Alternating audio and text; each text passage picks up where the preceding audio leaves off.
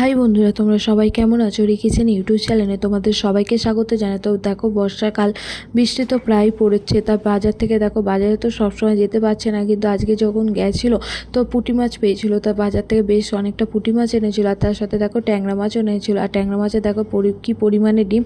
তো ওই ডিমটা কী করবো ভাবছিলাম, কারণ ট্যাংরা মাছের ডিম না বাবু খেতে পছন্দ করে না, মানে কোনো মাছের ডিমই ওর ঠিক ভালো লাগে না।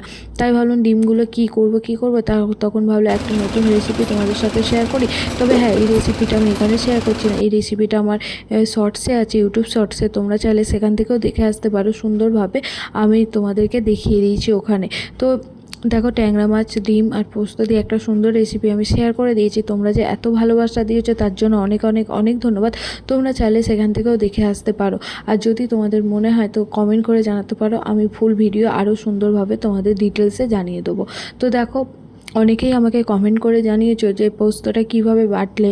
তো পোস্তটা দেখো, ফার্স্টে না একদম শুকনোভাবে পোস্তটা বেটে নেবে। তো মিক্সার গ্রাইন্ডার নিয়ে নেবে, তাতে যেরকম পরিমাণে তোমরা পোস্ত দেবে সেরকম দেবে। আর কাঁচা লঙ্কা চাইলে দিতে পারো, আমি এখানে কাঁচা লঙ্কা অ্যাড করিনি। আর দেখো, পোস্তটা না বাড়ন্ত ছিল, তাই ভাবলাম পোস্তটা যখন মিক্সার গ্রাইন্ডারে দিচ্ছি তো চলো কৌটোয় ঢেলে নিই। আর পরে করলে না সেটা ভুলে যায়, সেটা দিনের দিন হয় না, তাই ভাবলাম একেবারে পোস্তটাও ঢেলে নিই। তো দেখো, পোস্তটা সুন্দরভাবে পরিষ্কার করে ঢেলে নিলাম। আর এদিকে দেখো, কথা বলতে বলতে পোস্তটা বেটেও নিয়েছি।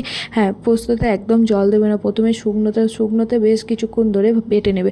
ওই 3 থেকে 4 বার ঘুরিয়ে বেটে নেবে। বেটে নেওয়ার পর তাতে পরিমাণ মতন জল দেবে। তোমরা যদি পোস্তটা একদম পাতলা জলের মতন করতে চাও তাহলে বেশি জল দেবে, আর যদি অল্প পরিমাণে গাঢ় করতে চাও তাহলে অল্প জল দেবে। দেখো, এখনই মিহি হয়ে গেছে। আর মিক্সিতে এবার জল দিয়ে গুঁড়িয়ে নেওয়ার পরে দেখো কি সুন্দর একটা দেখতে হয়েছে। দেখো, একদম মিহি মিহি হয়েছে। তোমরা যদি চাও এতে কাঁচা লঙ্কাও দিতে পারো, আমি দিইনি কারণ এই রান্নাতে কাঁচা লঙ্কাটা লাগছে না। তো চলো, তোমাদের সাথে কথা বলতে বলতে তো পুঁটি মাছটা ধোয়া হয়ে গেছে। তো এই ধুয়েছে আমার দিদি, কারণ আমি না পুঁটি মাছ পরিষ্কার করে ধুতে পারি না। ধুতে পারি কিন্তু অত পরিষ্কার করে ধুতে পারি না যেটা দিদি পারে। তো দিদি না ভালো সুন্দরভাবে পেটটাও পরিষ্কার করে দিয়েছে, কারণ পেটের মধ্যে যে ময়লাটা থাকে সেটা না আমি অত ভালো করে পরিষ্কার করতে পারি না। আর কাকু যেখান থেকে কিনে এনেছে সেই কাকুও ভালো করে পরিষ্কার করে দিয়েছিল, শুধু পেটটা পরিষ্কার করেনি, তো সেটা দিদি পরিষ্কার করে দিল। আমি জাস্ট 2 থেকে 3 বার মতন ধুয়ে নেবো খুব পরিষ্কার করে। আর এত সুন্দর পরিষ্কার করেছে, দেখো চকচক করছে। পুঁটি মাছ খাওয়াটা বেশিক্ষণ টাইম লাগে না, কিন্তু পুঁটি মাছ ধুয়ে পরিষ্কার করে বেছে রান্না করতে গেলে না বেশ অনেকটা টাইম লাগে। আর কেউ যদি একটু হেল্প করে দেয় না, এর থেকে আনন্দ আর কি হতে পারে বলো তো। রান্নার সময় যদি কেউ একটু হেল্প করে দেয় না, খুব ভালো লাগে। তো আমার দিদি এটা পছন্দ করে। আর আমার দিদি মানে রান্নাটা না খুব ভালো পারে। অবশ্য আমি ওর কাছ থেকে কিছুটা শিখি, যেমন নিরামিষ রান্না না ও খুব সুন্দর করে। ও আমাকে অনেক রান্নার রেসিপির আইডিয়া দেয়, সেগুলো আমি তোমাদের সাথে আস্তে আস্তে শেয়ার করছি। আর ও চাইনিজ আইটেমও খুব ভালো পারে, যেমন biryani, fried rice, chilli chicken, এইগুলো না ও অসাধারণ পারে। আমার তো ওর হাতে রান্না খেলে আমার আর কারো রান্না পছন্দ হয় না। এটা আমার অভ্যাস, এটা আমি জানি না। তো দেখো, এদিকে দেখো পুঁটি মাছগুলো খুব সুন্দর করে ধুয়ে দিয়েছে। আর দেখো, ওর কাজটাও দেখো কি সুন্দর ধুয়ে দিয়েছে না। তো ধুয়ে দিয়েছে, আমি ভালো করে জলটা পরিষ্কার করে ধুয়ে নিলাম, তারপর জল ঝরিয়ে নিলাম। আর তাতে দেখো হলুদও দিয়ে দিলাম। আর তোমার সাথে কথা বলতে বলতে ভুলেই গেছিলাম বলতে যে ডিমেও বেশ কিছুটা হলুদ দিয়ে দিয়েছিলাম, ডিমটাও পরিষ্কার করে ধুয়ে নিয়েছিলাম। তো দেখো, এবার এতে পরিমাণ মতো নুন দিয়ে দেবো। হ্যাঁ, নুনটা তোমরা তোমাদের পরিমাণ মতন দেবে, কারণ তরকারি যখন করবে, তো পুঁটি মাছের চচ্চড়ি যখন করবে, আর আমি রান্নাটা করছিলাম পুঁটি মাছের চচ্চড়ি, তো যখন করবে না তখন নুনটা যদি একটু বেশি হয়ে যায়, তরকারিতে যদি একটু বেশি হয়ে যায়, তখন একটু খেতে অসুবিধা হয়। আর আমি নুনের পরিমাণ খুবই অল্প খাই, তাই এখানে যদি আমি একটু বেশি দিই, তরকারিতে একদম অল্প দেবো। তো দেখো, ভালো করে নুন দিয়ে দিলাম। আর এইদিকে ডিমটাতেও নুন দেওয়া হয়নি, তো ভাবলাম চলো এখনই নুনটা দিয়ে একটু ভালো করে মাখিয়ে রেখে দিই। আর শুনেছিলাম যে মাছটা একটু মাখিয়ে রেখে দিলে খুব সুন্দর কড়মড়ে ভাজা হয়। আর আমি এখানে এত কড়মড়ে ভাজবো না, কারণ আমি যেহেতু চচ্চড়ি করবো। শুকনো খেলে না কড়মড়ে ভাজা খেতে খুব ভালো লাগে। আর ছোটোবেলায় তো কত পুঁটি মাছ খেতাম, কত বাটা মাছ খেতাম, এখন তো আর কোথায়।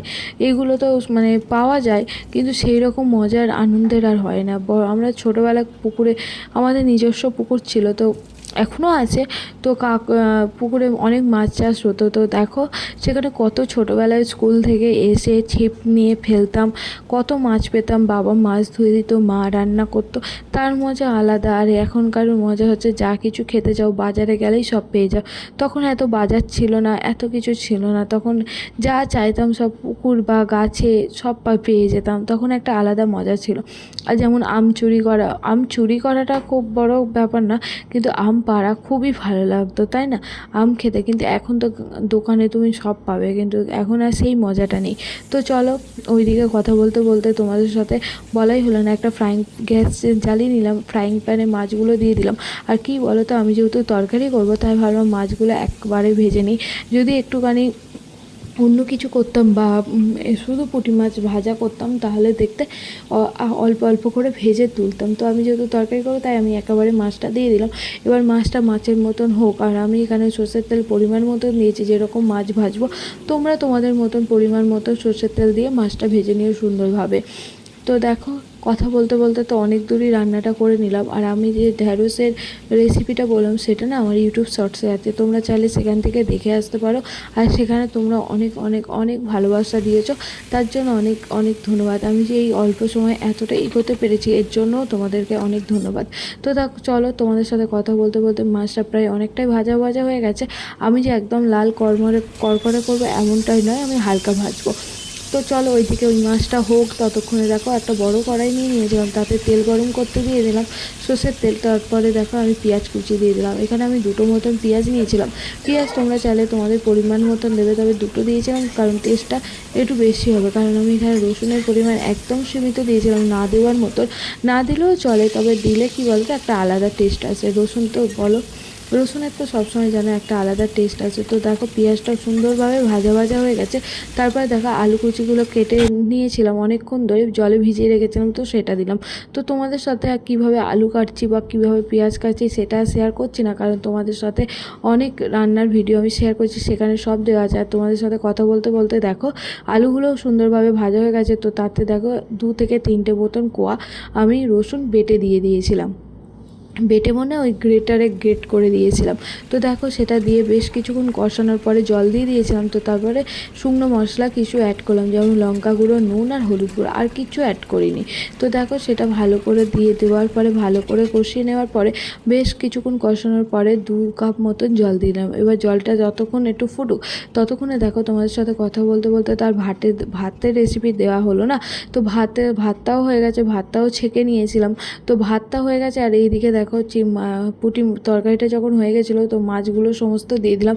আর এদিকে দেখো ঢ্যাঁড়সের তরকারিটা কি সুন্দর দেখতে হয়েছে না, পোস্ত পুঁটি মাছ ট্যাংরা মাছের ডিম দিয়ে ঢ্যাঁড়সের যে তরকারিটা করেছিলাম, যে গ্রেভিটা, সেটা কি সুন্দর দেখতে হয়েছে না, খেতে হয়েছে দুর্দান্ত। একবার তোমরা এইভাবে ট্রাই করে দেখতে পারো, আশা করি ভালো লাগবে।